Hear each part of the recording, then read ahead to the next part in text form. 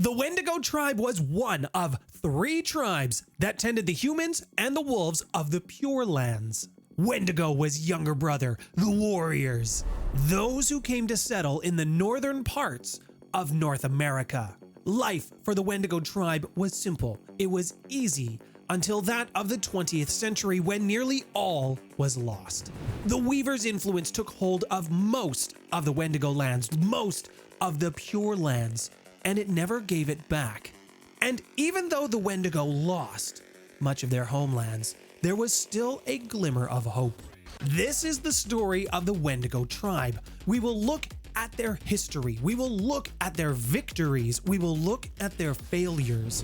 This is the story of the younger brother, some of the greatest warriors the Garou Nation has ever seen. If you love stories about werewolves, vampires, the general world of darkness, I would please encourage you to hit the like button to get more grim, dark tales. Please join me at the table. The Wendigo consider themselves to be the purest of the Garou Nation. They seek to destroy worm influence wherever they encounter it while still preserving their traditional ways. In the ancient days, before the Wormbringer and their allies, the Wendigo were one of 3 tribes that protected the Pure Lands. The WtA, very capable shamans known as Older Brother. The Croatan were known as Middle Brother, a solid and capable voice for the members of the Pure Lands. This leaves us with Wendigo, the Younger Brother, the Fighters. To describe the Pure Lands is very simple. They were the Americas before the Europeans arrived. And it was here in these lands that these native tribes, the native Garou, also the humans who inhabited these lands, worked together. They were in harmony with Gaia.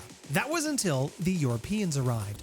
And with them, they brought banes, vampires, and other physical manifestations of the worm. And it's for this reason that the 3 brothers refer to all European tribes, all European Garou, as Wormcomers. Back in the days, the early parts of the tribe's history, one thing that's interesting to note, Wendigo didn't choose the tribe. The totem spirit that the tribe is known for rejected them in the early days. Instead, the tribe was chosen by Sasquatch. There is much debate among the tribe, the elders, and the history books as to why Sasquatch picked them above Wendigo. Many a fight has broken out among the Wendigo as to speculation on why this could be. However, somewhere along the way, Sasquatch dropped their support for the Wendigo and was instead picked up by the Wendigo spirit itself. Again, many a fight has broken out among the Wendigo as to why this would be. However, the truth of the matter, no Wendigo would ever admit, it is just too simple. The totem spirit Sasquatch, the one that first gave support to the Wendigo tribe, is in fact Wendigo. It is most likely that Sasquatch was originally a lurk, not a totem spirit as the Garou knew them. Lurks are uncommon, but they are known throughout the world. Lurks are creatures of the Fae, and while Sasquatch would have worked with the Wendigo, would have grown and evolved with them, what is very likely to have happened here is the lurk was transformed by their journey through the Pure Lands, transformed in their interactions with the Pure Ones. This lurk, this creature of the Fae, gained the support and the belief system of an entire tribe, and this made it, transformed it into something more, making it Wendigo, the totem spirit. And with the evolution of their totem spirit complete, the Wendigo took it upon themselves to guard and protect the entrances to the Pure Lands.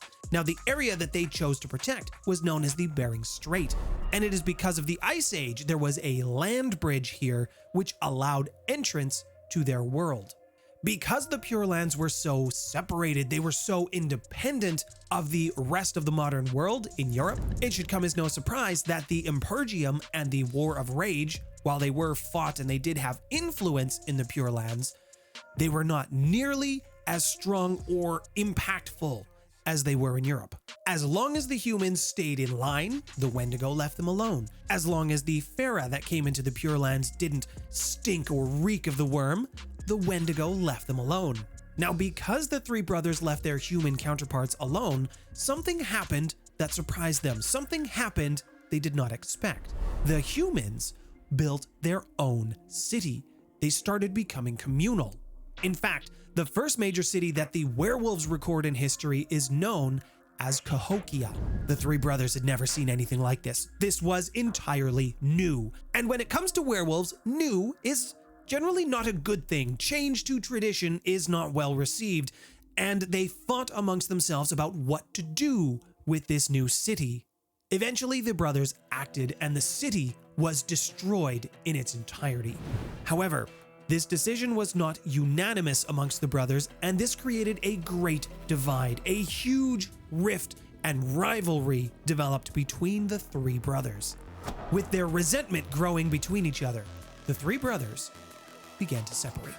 This separation and this rivalry would eventually lead to the death of one of the brothers. The Wendigo were the first of the pure ones to come into contact with the European settlers. Their first initial reaction was harsh dismissal. They did not perceive the settlers to be a threat, and this was probably their biggest mistake. With the resentment that was growing between the brothers, this also translated into a rift between the tribe itself. Not all Wendigo were of the same opinion, and even the kinfolk were divided as well. So while the order went down to not give any support or contact to the new settlers, not all the kinfolk followed suit or agreed with this. Some of the tribes of kinfolk took pity on these new settlers and gave them aid, gave them support, showed them the ways of the land. The Wendigo tribe was distracted. Not only was there a division in the tribe itself, but they were also using their resources in the north and protect the land bridge. And in the southern parts of North America, they were engaged in conflict with other Pharaoh, with other tribes, but it came at a significant cost. The Wendigo were so busy, they didn't realize what was happening to their middle brother, the Croatan. And they wouldn't realize anything was wrong until it was much, much too late to do anything about it. The Croatan, the middle brother, died. The Wendigo found out when they tried to use moon bridges that were no longer accessible to them. They found that messages were no longer coming through at a normal or rapid pace as they had before. The Wendigo were angry. They were bitter that they felt their brother, their own family, couldn't trust them to communicate enough about a great threat, a great danger, one that the middle brother sealed away with a sacrifice of their very lives. The Croatan could no longer wait for their brothers to sort out their differences. There was a danger that was coming to the world. The Eater of Souls, a very powerful spirit, a very powerful bane, was coming. And with it was going to come the apocalypse. The Croatan instead decided to sacrifice themselves to the last, to lock away the Eater of Souls. This, however, would create a very significant problem in the not-so-distant future. Unfortunately, whatever gap was between the older and the younger brother at this point was widened. The relationship never recovered. The Wendigo remained warriors. They stayed firm and resolute in their goal to push the Wormcomers back to their world. However, the damage had already been done.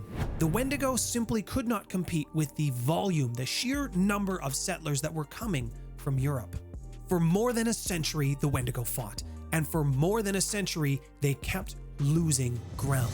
The tribe fractured and split into several literal camps, with the most extremist views heading towards the North Pole. When the settlers came from Europe, they washed through the Pure Lands like a plague. They had no respect for places of power. They had no respect for the cairns that they destroyed or took for their own benefit.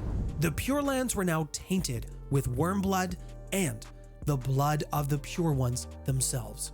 And with the death of the Croatan, the death of the middle brother, a creature of vast power, a significant spirit was loosed upon the world. The three brothers, a very long time ago, had sealed away an ancient and powerful bane known as Storm Eater. The three tribes were each a seal to this very powerful spirit.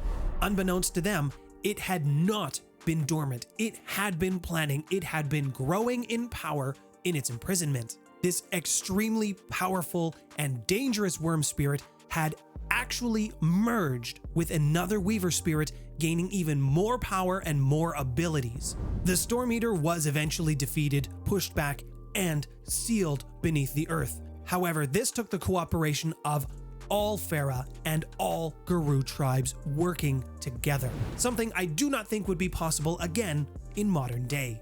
Since then, the Wendigo's numbers have been diminished.